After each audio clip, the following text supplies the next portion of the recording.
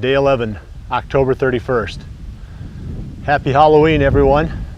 Seems like every year there's some really nice deer that get killed on Halloween, so we got to get out there and give it a try in spite of the fact that it's about 70 degrees right now. When the clouds roll in, it actually feels a little bit cooler, so hopefully the temperatures will drop quickly here as we get closer to sunset. But the high today was 70, and that's pretty warm. But like I said, the wind is pretty good, and that's a positive for us. We can sneak into where we're going a lot easier. Seems like the deer aren't nearly as edgy when it's breezy as they are when it's dead calm. We're going back to the same spot that we hunted Thursday, and that's it'd be the north edge of that soybean food plot where we hope that Skinny is going to come out.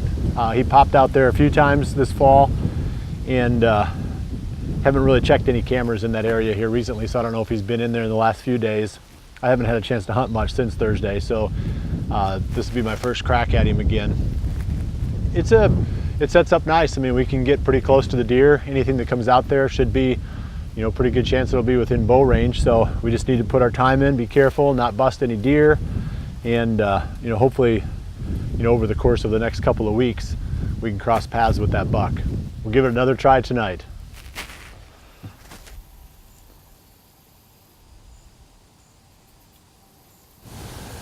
We've been on stand for about an hour, and the turkeys that are still up on the field behind me are the only thing that's came out so far.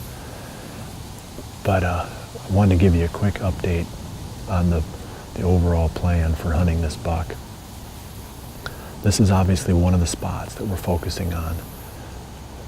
It's a place that it just seems like a lot of deer come to feed here, which means that in the evenings, if there's does here, the bucks are going to come just to check them out.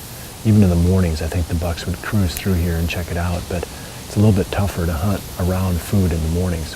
So for morning hunts, I've got a stand that I just put up last week in this block of timber behind me. It's probably 200 yards back in there from this little field, so we should be able to approach it from the road and get to it, sort of a backdoor strategy, and pick up those deer that have been cruising around down in here that are working their way back up into those bedding areas in the mornings. So that's one of the ideas we've got.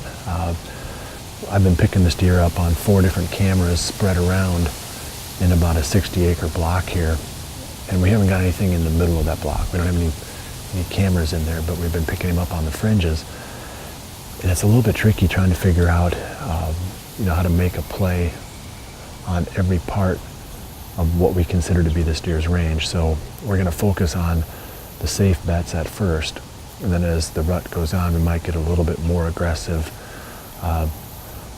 It doesn't make any sense to be aggressive right away because you can really mess things up at the beginning.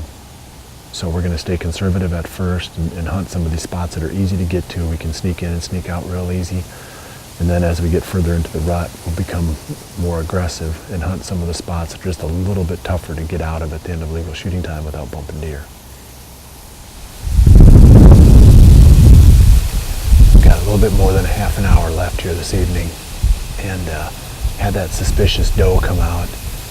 And I'm starting to think that I would rather shoot her than Skinny. As soon as she steps out of the timber, she starts to scan. And she's like super wary. I think she saw us when we were in that tree stand on the other side of the food plot.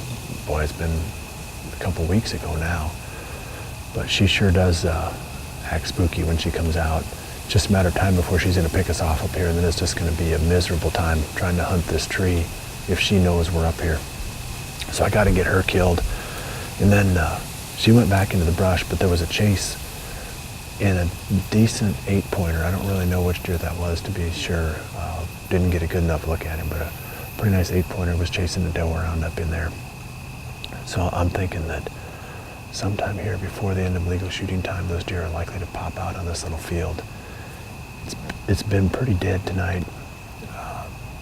It's warm and a little bit humid, and those aren't very good conditions for deer hunting.